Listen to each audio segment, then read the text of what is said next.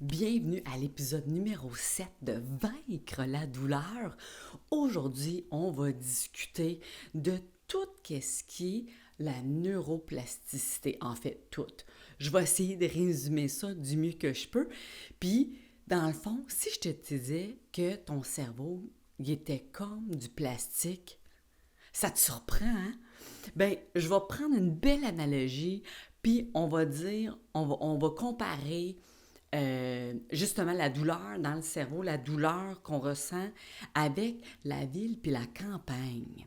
Mais avant ça, je veux t'inviter à t'abonner à mon infolettre. Là où tu vas pouvoir avoir 10 mini-trucs direct en partant pour t'aider à vaincre ta douleur, à comprendre ta douleur, à reprendre le contrôle sur ta douleur, reprendre le contrôle sur ton corps, tes capacités, rebâtir ta confiance. Fait que rends-toi à www.vaincreladouleur.ca, puis tout simplement en dessous de tous les épisodes des podcasts, tu vas pouvoir t'inscrire à mon infolette puis être à l'affût de tout ce qui se passe dans le monde de Vaincre la douleur, quoi. Et voilà, fait que ça c'est fait, on rentre dans le vif du sujet. Fait que t'as peut-être déjà entendu ce mot-là, neuroplasticité.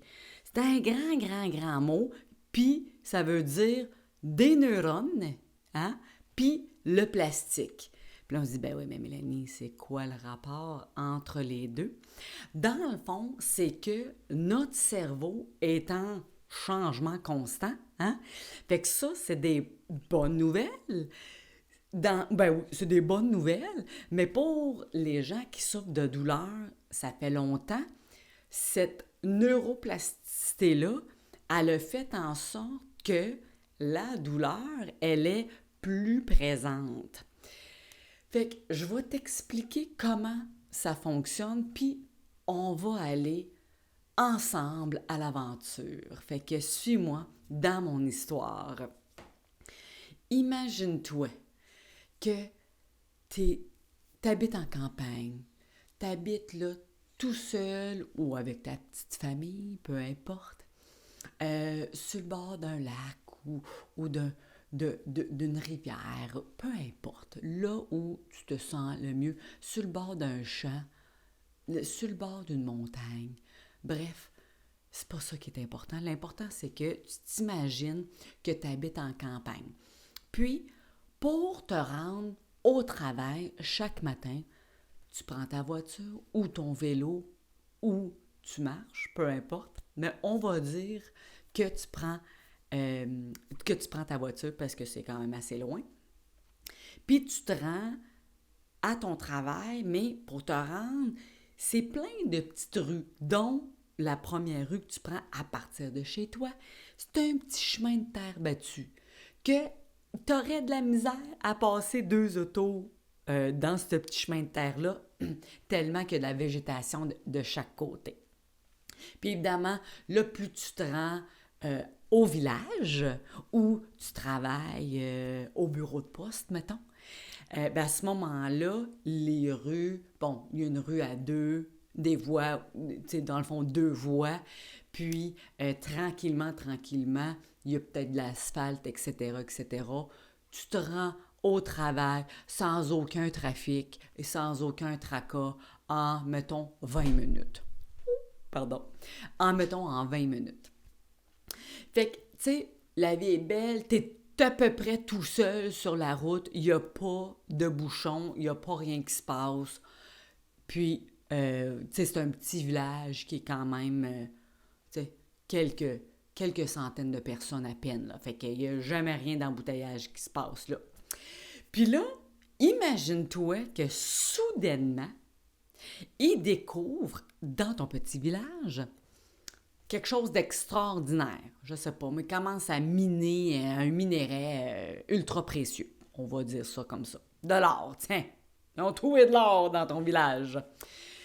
Fait que là, soudainement, il y a beaucoup d'actions qui vont se passer. OK?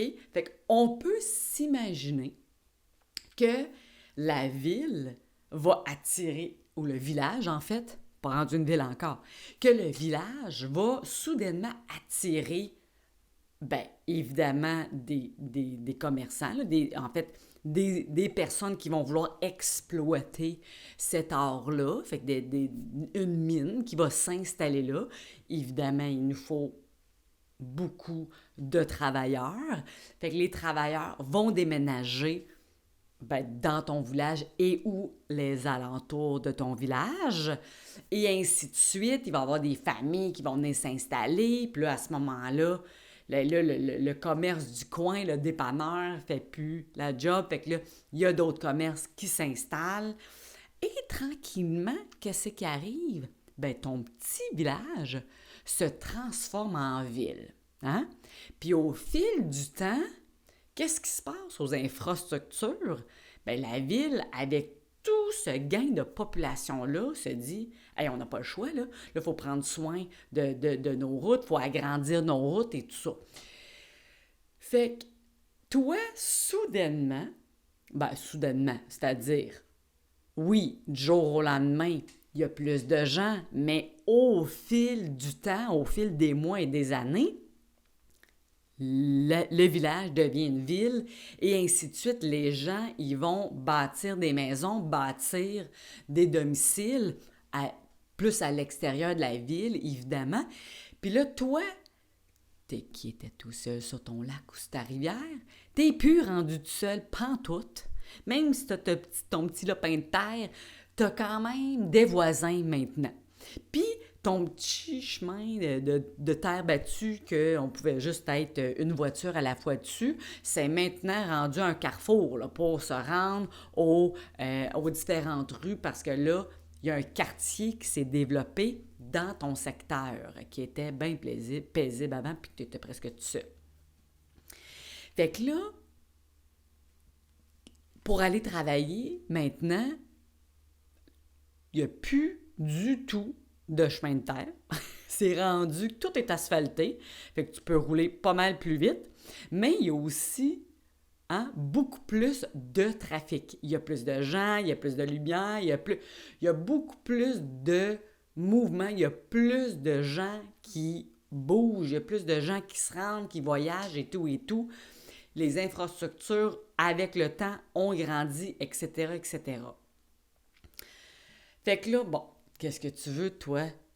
Tu travailles toujours au bureau de poste, tu habites toujours dans ta maison sur le bord de l'eau, puis toi, tu vas pas déménager parce que t'es quand même heureux là-dedans, hein? Même si maintenant, ça te prend peut-être 35 minutes à aller au travail parce qu'il y a un peu plus d'achalandage sur les routes et tout.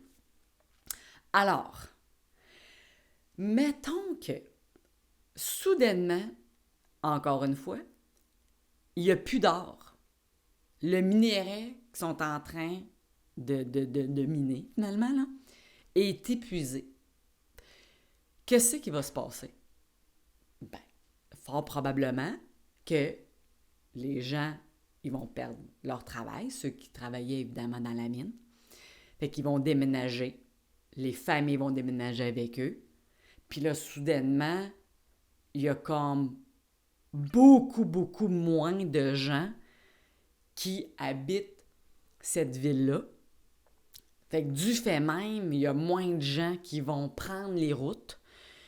Fait que la ville, fort probablement, ce qu'elle va décider, c'est, notre autoroute à 4 voies, on n'en a plus de besoin. Fait qu'on va condamner 2 voies. Fait que ça va redevenir tout simplement un chemin à 2 voies. Puis, ils ne vont pas entretenir ce qu'ils n'ont pas besoin d'entretenir parce que ça coûte beaucoup de sous, hein? Beaucoup d'énergie, beaucoup de sous, beaucoup de ressources qui ont finalement perdu avec l'exode de gens à cause que la mine allait fermer. Fait que là, tranquillement, les choses se replacent. C'est-à-dire que quand on n'entretient pas une route pendant longtemps, puis quand les autos ne passent pas dessus, la nature reprend le dessus. Hein? On voit ça, là, que la nature, les craques se forment, la nature revient et tout et tout. C'est sûr que toi, ton petit chemin de terre, il ne reviendra pas comme un petit chemin de terre, mais le chemin ne va pas rester bobo, il va se transformer avec le temps, et puis la verdure, veut pas, va revenir si on ne l'entretient pas de cette façon-là. Fait qu'elle va reprendre un peu de sa nature qu'elle avait auparavant, sans être absolument identique, bien sûr, à avant, mais quand même une belle transformation. Fait que là, j'aimerais faire le parallèle avec la douleur. OK? Fait qu'imagine-toi que ce boom-là de savoir qu'il y a de l'or, OK, dans le village, c'est comme un événement. C'est comme si tu t'étais blessé, tu as eu un accident, quoi que ce soit, puis là, la douleur commence. OK? Ça, c'est l'événement. Ou ce que, avant ça, tu sais, tu avais des signaux de douleur, mais c'était rien. C'était normal, tes signaux de douleur. Tes signaux de danger, tout ça, ton système de protection était tout à fait normal, comme n'importe qui n'a pas souffert longtemps de douleur. T'sais. Fait que c'était comme un petit chemin de terre. On peut se rendre sans problème, mais il n'y a pas un embouteillage, il n'y a pas un engouement incroyable pour ça. Fait que, justement, les signaux de danger, hein, qui deviennent de la douleur rendue au cerveau, bien sûr, ils passent par le chemin normal qu'on est pas mal tous nés avec. Boum, arrive l'événement, arrive l'accident, OK? Puis que là, après ce moment-là, la douleur est vraiment plus grande puis constante. Fait que ça, c'est comme on a trouvé de l'or, puis là, il y a plein de monde qui arrive. Hein? Fait qu'on peut s'imaginer les signaux de danger, hein, les signaux douloureux, signaux de danger, comme des voitures sur la route. Là, soudainement, il y a des gens qui viennent habiter dans le village. Soudainement, il y a plein de messages qui passent. Puis là, le corps, au bout de semaines, de mois, avec toute cette augmentation-là, il va venir qu'à modifier, à changer, à moduler justement son système pour que les signaux de danger, les signaux de douleur puissent passer plus vite. Fait que dans ce cas-là, la ville, hein, si on compare, si on fait le parallèle, la ville a dit on a tellement de voitures qu'il faut faire une autoroute à quatre voies, hein, 2 voies de chaque bord, pour que les gens puissent aller travailler plus rapidement. Bien, c'est un peu ça qui se passe dans notre corps aussi. Le corps fait hey, j'ai plein de signaux, j'ai plein de signaux, fait que je vais m'adapter, je vais moduler, je vais m'adapter pour permettre à ces signaux-là de pouvoir se rendre plus facilement. Mais ça peut être un couteau à double tranchant. Parce que justement, il n'y a plus d'embouteillage. Fait que là, il y a de plus en plus de signaux qui peuvent se rendre. Puis, comme qu'on a vu précédemment, hein, avec l'alarme de douleur et tout ça, c'est que à force d'avoir mal, justement, ce système-là, il devient hyper sensible, puis ça prend pas grand-chose pour augmenter la douleur. Bien, entre autres, à cause de cet élément-là, que à l'intérieur, autant de notre cerveau que notre colonne vertébrale, il y a vraiment des changements pour accommoder cette augmentation-là de signaux-là. Fait que ça devient ultra facile pour aller chercher une pinte de lait. Hein? On embarque dans le char, bing, bing, on prend l'autoroute, on revient. C'est fait, c'est vite. Tandis que ben là, faudrait pour aller prendre une pinte de lait, faudrait que j'aille, tu sais, à notre taux, puis là, ça va me prendre plus de temps, puis là, finalement, je vais utiliser d'autres choses à la place, tu sais.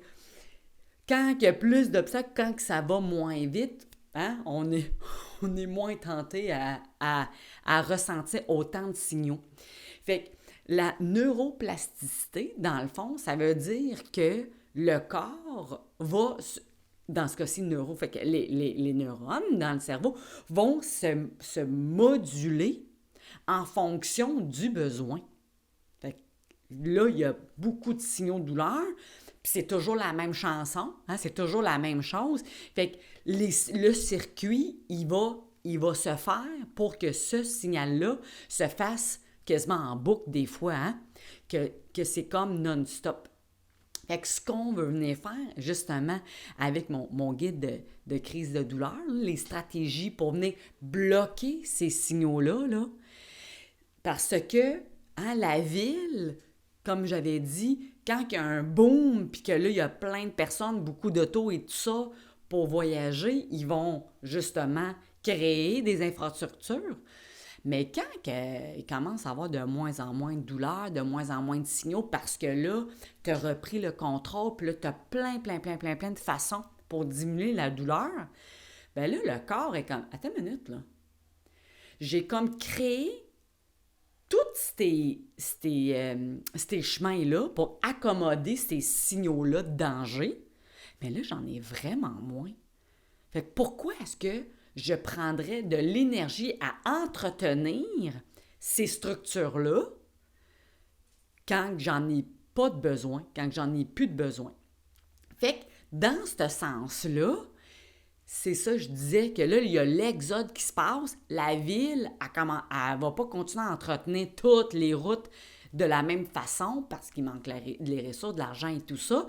Puis la nature va reprendre le dessus. Fait que sans dire que tu vas revenir sur le petit chemin de terre, tu sais, le petit chemin de terre où est-ce que tu peux juste avoir une voiture, tu peux quand même revenir un peu en arrière, puis justement être capable de retrouver un chemin de douleur qui est plus raisonnable qu'un free-for-all, hein, l'interstate, c'est quoi là? Le gros interstate aux États-Unis là, qui a quand même 8 voies, là, ou Toronto, même Toronto, mon Dieu Seigneur. Hein? Fait que c'est de revenir à quelque chose de beaucoup plus standard, hein? Puis qui est beaucoup moins, qui prend moins d'entretien.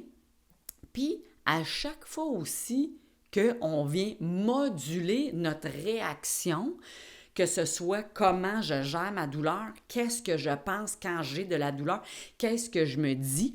D'ailleurs, la prochaine épisode, on va parler en anglais, on appelle ça les DIMS puis les SIMS. Fait que c'est à quel point notre compréhension de notre douleur et notre perception de notre douleur va avoir un impact sur notre douleur à court, moyen, long terme. Puis ça, c'est vraiment du travail extraordinaire d'un de mes idoles en douleur persistante, un chercheur incroyable, professeur du nom de Lorimer Moseley, qui est australien. Ce monsieur-là, ça fait près de 30 ans qu'il fait de la recherche en douleur. C'est super fascinant là, de comprendre ça. Fait que c'est ça qu'on va attaquer, qu'on va discuter au prochain épisode. Fait à suivre. Fait que ceci étant dit, c'est que justement, les neurones, ils vont venir changer le pattern. Fait que, par exemple, toi, tu sais, moi, je vois toujours ça comme des étoiles dans le ciel. Hein? Le grand ours, le petit dipper, le gros dipper, tout ça. Je me dis, quand quelqu'un a cette douleur-là, dans le cerveau, ça fait comme le grand ours, mettons. Puis là, quand la prochaine fois qu'ils vont avoir cette douleur-là, là, moi, je leur apprends, hein, avec la gestion de la crise de douleur, tous les outils qu'ils utilisent, on se calme-toi, puis analyse la situation. Fait que là, déjà, la réaction du grand ours, toi, à cette telle douleur-là que tu as toujours, au lieu d'avoir cette réaction-là, tu as une différente réaction. Fait que là, le grand ours, il bifurque. C'est comme s'il faisait un détour. Mais à force de faire ça, le grand ours, il va l'utiliser, hein, toujours dans le cerveau, de moins en moins. Fait que ce pattern-là, on vient un peu le défaire. Fait que c'est ça, c'est que c'est comme si on pouvait moduler tel du plastique, hein? On peut mouler du plastique dans n'importe quelle forme qu'on veut, là.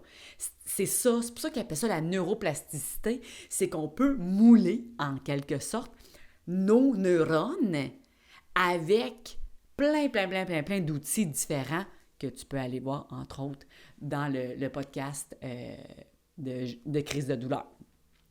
Fait que, voilà, c'est vraiment, vraiment très fascinant de voir que, hey, même dans mon corps, il y a eu des changements avec la douleur.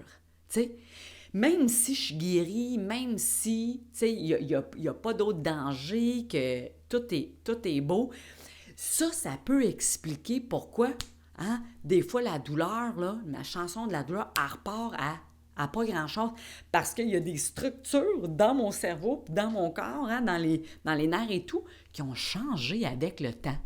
Oh ben, oh ben.